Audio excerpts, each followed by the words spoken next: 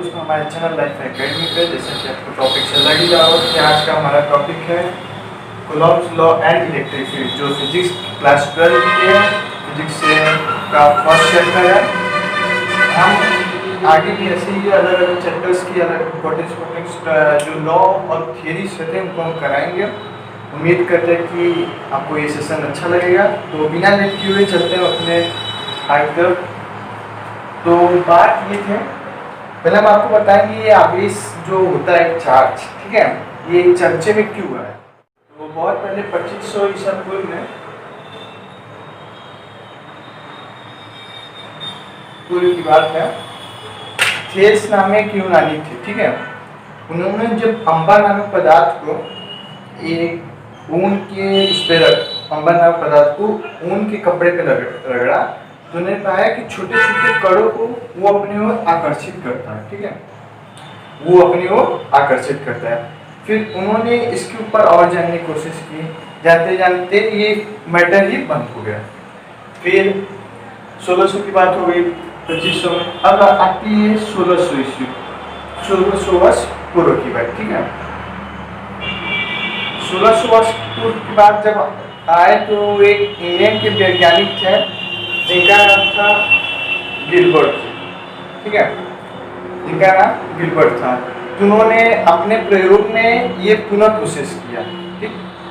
उन्होंने भी एक पदार्थ लिया, उसको रगड़ा और छोटे कपड़ों पे रगड़ा, तो उन्होंने पाया कि न कि अम्बा नामक पदार्थ जैसे कि और भी चीज़ें जैसे कांच हो गए, कांच के छड़ हो गए, प्लास्टिक्स हो गए, उन पे भी ये चार्ज अप्लाई होता है, ठीक। तो उनका जो निष्कर्ष निकला ये निकला कि जो किसी भी पदार्थ को जब रगड़ते हैं तो उसके चारों वैद्युतमय यानी इलेक्ट्रिक फील्ड उत्पन्न हो जाता है। जब किसी भी पदार्थ को हम रगड़ेंगे तो उनके चारों तरफ एक वैद्युत फील्ड बन जाता है, ठीक है। और वैद्युत फील्ड बनने के बाद वो जो पदार्थ होता है उसके वो आवेशित हो जाता है, मीन्स चार्ज हो जाता है, वो तब वो अपने छोटे छोटे पदार्थों को अपनी ओर आकर्षित करता है, ठीक। तो ये हो गई हमारा आवेश, ठीक। आपको आवेश के बारे में बता दिया गया। आप सबको मालूम होगा, एक होता है धनात्मक आवेश, बना होता है धनात्मक आवेश,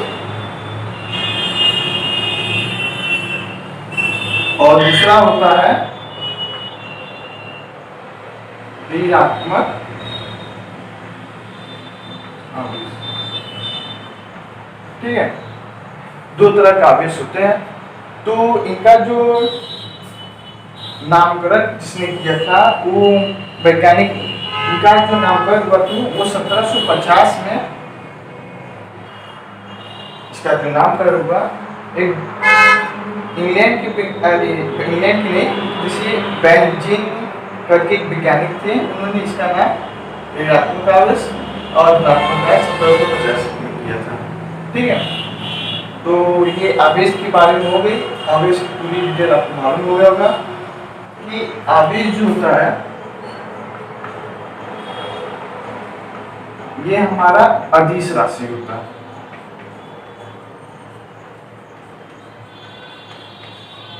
ठीक है।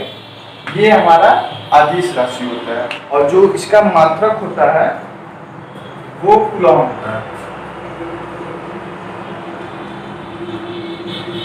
इसका जो मात्रक होता है वो कूलॉम होता है, ठीक।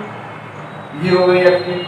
तो चलते हैं कूलॉम के नियम को हम व्याख्या करते हैं, ठीक। कूलॉम का नियम है क्या, सब आपसे ने हर एग्जाम में, यूपी बोर्ड के हर एग्जाम में पाया होगा, कूलॉम का नियम फिक्स रहता है, इससे क्वेश्चंस बनने फिक्स रहते हैं, क्वेश्चंस बन सकते हैं, आपको थियरी पूछा जाता है इससे, ठीक है। तो चलते हैं, हम थियरी आपको करा देते हैं, बहुत इंपॉर्टेंट है, इसको आप अपने बुक में या पेपर में नोटबुक कर लीजिए। बहुत ही कॉन्सेप्टली पढ़ेंगे कूलॉम के नियम की तरफ। आपको डेफिनेशन तो दिख रहा होगा। तो कूलॉम के नियम जो है उसको निम्न प्रकार का है, जैसे कि हम बता रहे हैं आपको, दो स्थिर आवेशों के बीच लगने वाला आकर्षण तथा प्रतिकर्षण पर उनके मात्राओं के गुणनफल के अनुक्रमानुपाती होता है तथा इनके जो बीच की दूरियां होती हैं, ठीक है, इनके बीच की दूरी के व्युत्क्रमानुपाती होता है। ठीक, जैसे कि ये आपका मान लीजिए Q1 आवेश है, ये आपका Q2 आवेश है, तो इनके बीच की जो दूरी है ये वर्ग के व्युत्क्रमानुपाती होता है। ठीक, तो आप इसको समझ लीजिए। फिर इसके अकॉर्डिंग टू डेफिनेशन, तो F proportional Q1 into Q2, ठीक, आपका ये हो गया। इसको हम इक्वेशन 1 समझ लीजिए। ठीक, सब आप सब आराम समझते रहिए बस। ठीक, और दूसरा हो गया F proportional 1/r² according to definition. ठीक, ये होने के बाद आपको कुछ नहीं करना है, बस सिंपली देखना है अकॉर्डिंग टू इक्वेशन 1 एंड 2 समीकरण 1 और 2 से। ठीक है,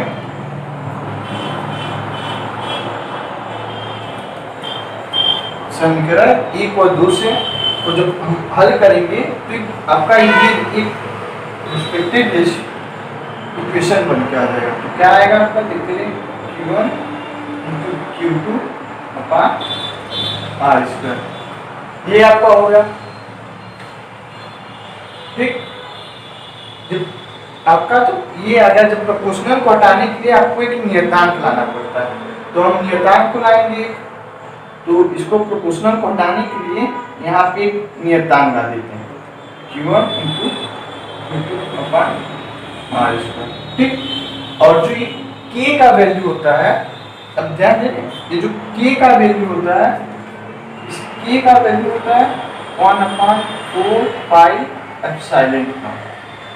ठीक, कुछ लोग तो आपको यही बताकर चले जाते हैं, लेकिन हम इसको आपको इसका वैल्यू हम आपको बता दें क्या होता है। ठीक है, तो इसको हम क्या देते हैं, तो जो K का वैल्यू होता है वो 9 × 10⁹ न्यूटन, न्यूटन मीटर स्क्वायर प्रति कूलम्ब स्क्वायर, ये इसका वैल्यू होता है। ठीक, आप जब इसको जब पा गए तो इसको जब हम एक परफेक्ट इक्वेशन में, तो आपको दिख नहीं होगा, ये कुछ इधर छिड़क दिखता हो, तो हम इसको एक परफेक्ट इक्वेशन बनाते हैं। ठीक, तो हमारा जो इक्वेशन फाइनली निकल के आएगा वो निकलेगा हमारा F =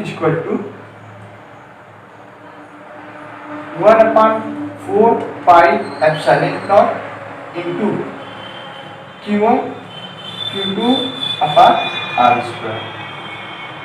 ठीक है, ये हमारा कूलम्ब्स लॉ, जिसे कहते हैं कूलम्ब्स लॉ, कूलम्ब का नियम। इस इक्वेशन को ही कूलम्ब का नियम कहते हैं। आप इन पे कुछ भी नहीं रहते, इसमें एग्जाम्स आते हैं, बस आपको कॉन्सेप्टली ध्यान देना है कैसे क्या टर्म्स होते हैं, बस अब डायरेक्ट पुट करते रहिए, आपका एक इक्वेशन निकल के खुद पे खुद आ जाएगा। तो चलते हैं अपने अगले इसी चैप्टर से, जो विद्युत क्षेत्र है उसको हम आपको बताते हैं, विद्युत क्षेत्र, इलेक्ट्रिक फील्ड। तो इसका हम आपको डेफिनेशन बता देगा, ऐसा समायोजन जिसके अंतर्गत कोई वस्तु अपने आप को आकर्षित तथा प्रतिकर्षण का अनुभव करता है, उसे ही इलेक्ट्रिक फील्ड कहते हैं। ठीक है, ये आपका इलेक्ट्रिक फील्ड हो जाएगा। फॉर्मूला क्या आएगा, E = F/Q0। ठीक, E = F/Q0। तो ये तो आपका हो गया विद्युत क्षेत्र। इसका एक इम्पोर्टेंस एग्जाम्स में पूछा रहता है कि इसका एक इक्वेशन होता है, एक समीकरण होता है, आप उसे फाइंड आउट करिए। तो बहुत सिंपल, इसको जैसे कि हम आपको बता दें, यहाँ पे जो Q0 है ये आपका परीक्षण आवेश है। ठीक है, यदि हम एक आवेश को Q और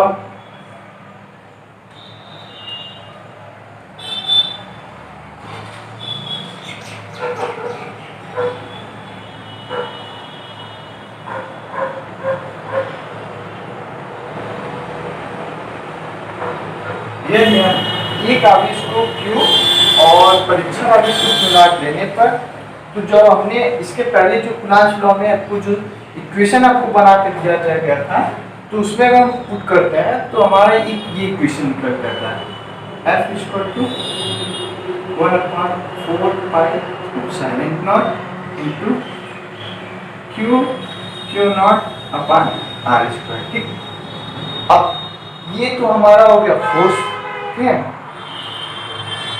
ये जो हमारा हो गया एक फोर्स हो गया, ठीक है। तो वैल्यू क्षेत्र में कन्वर्ट करने के लिए हम इसको, ये जो दिख रहा है आपको, इसको हम F का वैल्यू E/Q नॉट कर देंगे। ठीक, तो जब F इक्वल टू इधर इस साइड से मल्टीप्लिकेशन करेंगे तो F equal to Q naught आ गया। अब कुछ नहीं करना है, बस इस F की वैल्यू को यहाँ पे आपको पुट करना है। देखते रहिए कैसे हम कर रहे हैं। E not to Q not upon 1/4 pi epsilon not into Q not upon R square. ठीक, ये तो आपका हो गया। अब इसमें कुछ कॉमन्स लिखा होगा जो कर जाएगा, ये आ जाएगा, तो ये, तो हमारा जो परफेक्ट जो इक्वेशन निकल के आएगा वो इस प्रकार निकलेगा, E equal to 1/4 pi epsilon not into Q upon R square. ये हमारा वैद्युत क्षेत्र हो गया, ठीक है। और जो इसका मात्रक निकलेगा वो न्यूटन अपॉन कूलम्ब निकलेगा। बस यही है, आपको वैद्युत क्षेत्र कन्वर्ट कर दिया गया और आपको कूलम्ब्स लॉ पड़ा है। कूलम्ब्स लॉ से देखिए आपको कितने एक ये फील्ड, और आगे भी आपको सॉल्व करा देंगे, आगे भी आपको थ्योरी ऐसी करके, तो देख बस आपको ध्यान देना है इन सब चीजों पे। बोर्ड आपसे सिर्फ एक परफेक्ट डेफिनेशन आपसे मांग लेगा और इसको प्रूफ करने के लिए कह रहे हैं। बोर्ड ना कि आपसे कहे कि बड़े बड़े हेडिंग्स में के, बोर्ड आपको एक एब्जेक्ट मतलब क्या लिख रहे हैं और आपसे वो सेटिस्फाइड है कि नहीं, कि F की वैल्यू E/Q नॉट कहाँ से है, इन सब चीजों पे आपको ध्यान देना है, ठीक है।